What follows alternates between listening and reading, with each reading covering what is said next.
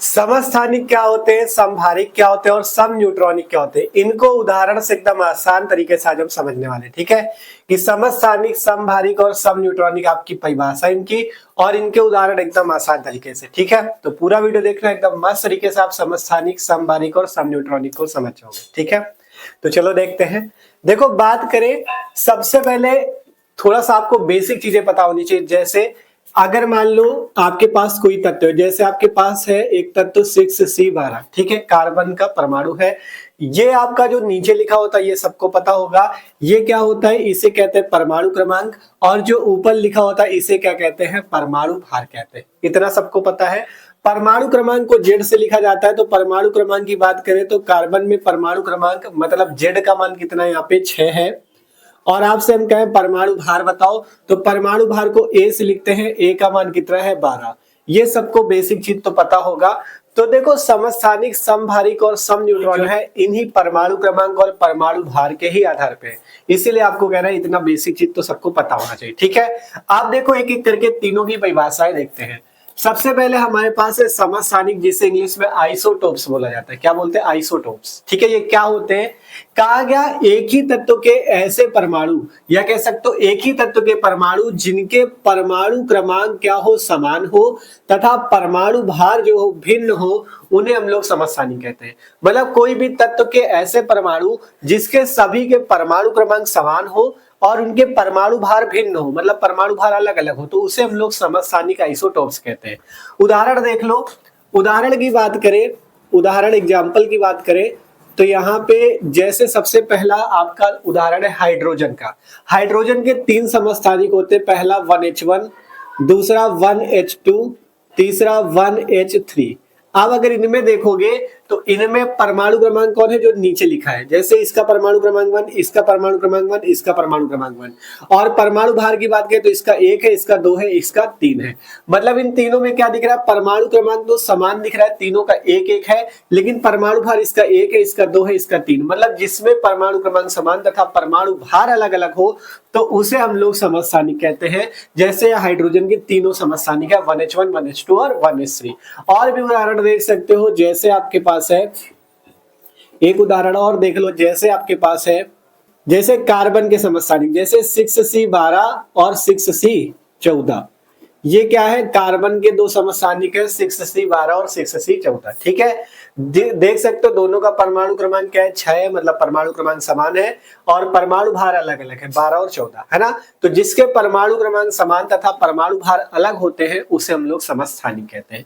समझ गए, सिंपल सी बात। अब इसके बाद बात करें समभारिक की। समभारिक क्या चीज है, समभारिक नाम से पता चलता है, भारिक, समभारिक मतलब आइसोबार्स, जिसके परमाणु भार समान हो लेकिन परमाणु क्रमांक अलग अलग हो तो उसे हम लोग समभारिक के नाम से जानते हैं। ठीक है, परिभाषा देख सकते हो कि भिन्न तत्वों के परमाणु जिनके परमाणु भार समान तथा परमाणु क्रमांक भिन्न हो।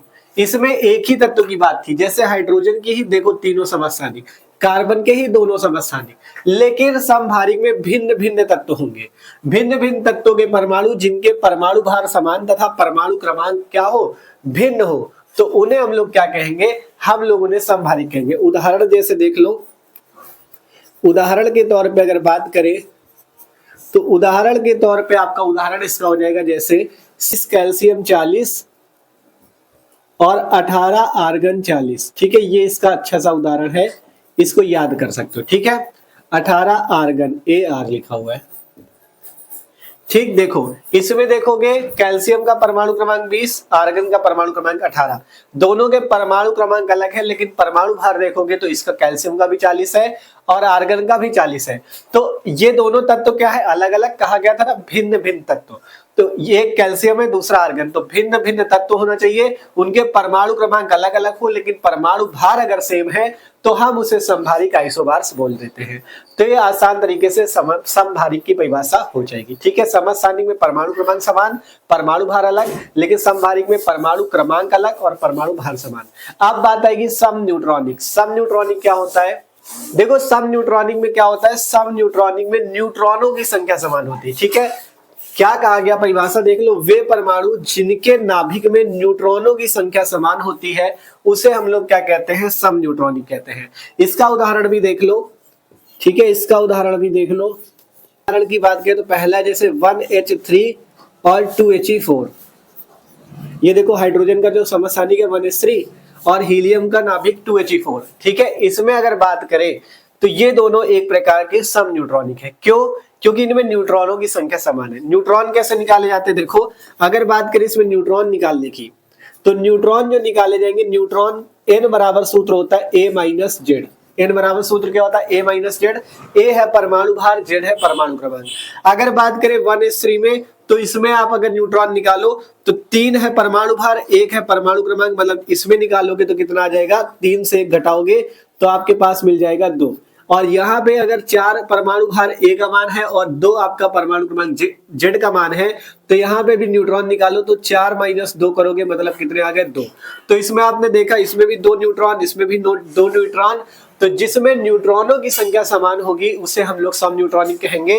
तो यहाँ पे 1s3 और 2He4 सम न्यूट्रॉनिक है, क्योंकि इसमें भी 2 न्यूट्रॉन है। 3 से 1 घटाओ 2 आ गया, 4 से 2 घटाओ 2 आ गया, मतलब ये क्या है? एक प्रकार के सम न्यूट्रॉनिक, ये सम न्यूट्रॉनिक है। इसका एक उदाहरण और देख सकते हो, जैसे कि आपका यहाँ पे एक उदाहरण जैसे 6C12 और 8 ऑक्सीजन 16, 8O16, ठीक है।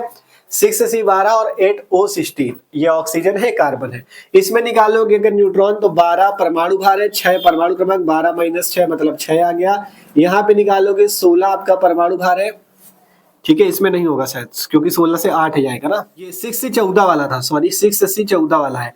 जब आप 14 से 6 घटाओगे तो आपके पास 8 मिलेगा, ठीक है। न्यूट्रॉन कितने मिलेंगे? 8। और यहाँ पे 16 से 8 घटाओगे, मतलब परमाणु भार 16 से 8 परमाणु क्रमांक घटाओगे तो यहाँ भी 8 मिलेगा। मतलब दोनों में न्यूट्रॉन कितने कितने मिले? 8 8। तो ये दोनों सम न्यूट्रॉनिक है, 6C14 और 8O16, ठीक है। पहला ये था 1s3 2He4, फिर 6C14 और 8O16। बस सिंपल सा दिखाना कैसे, परमाणु क्रमांक जो नीचे लिखा होता है वो परमाणु क्रमांक, जैसे इसमें 1 परमाणु क्रमांक है, इसमें 2 परमाणु क्रमांक, जो ऊपर लिखा हो परमाणु भार 3 और 4 है ना। अब न्यूट्रॉन निकाल ले तो परमाणु भार से परमाणु क्रमांक हटा दो। अब जब न्यूट्रॉन समान हो जाएंगे तो हम कह देंगे सम न्यूट्रॉनिक। जब परमाणु भार समान हो जाएंगे तो समभारिक। जब परमाणु क्रमांक समान हो जाएंगे तो समस्थानिक, ठीक है। तो इस तरह से आसानी से आप समस्थानिक, समभारिक और सम न्यूट्रॉनिक की परिभाषा और उसके उदाहरण सीख चुके हो। तो वीडियो अच्छा लगा हो लाइक कर लो, और चैनल पे जो लोग ना हो सब्सक्राइब कर लो, क्योंकि यहाँ पे आपको केमिस्ट्री की जितनी इंपॉर्टेंट चीजें हैं वो आपको इसी टाइप से वीडियो हम दे रहे हैं, ठीक है। जितने इंपॉर्टेंट टॉपिक है वो सारी चीजें हम करा रहे हैं, ठीक है। डिस्क्रिप्शन में देखना केमिस्ट्री इंपॉर्टेंट टॉपिक की प्लेलिस्ट मिल जाएगी, वहां पे सारे वीडियो इससे पहले जो केमिस्ट्री की मेन चीजें जैसे IUPAC करना और भी जो मेन चीजें हैं वो सारी चीजें हमने उस प्लेलिस्ट पे वीडियो बना दी, उनको सिखाया, ठीक है। तो वो वीडियो भी जरूर देखना जाके, और सब्सक्राइब कर लो, और कमेंट करके जरूर बताना कि ये वीडियो आपको कैसा लगा है, ठीक है। और एक छोटा सा आपको कह रहे हैं, यहाँ पे 8O16 पे आपको ये बताना है कि इसमें Z का मान कितना है, A का मान कितना है, ठीक है। ये आपको कमेंट करके बताना, छोटा सा आपके लिए काम है। अभी आपको बताया भी ये कैसे करा जाता है, तो इस वाले को जल्दी से कमेंट करके ही बता दो, ठीक है। और इस वीडियो को अपने दोस्तों के साथ भी जरूर शेयर करना, ठीक है। नोट कर लो इसे।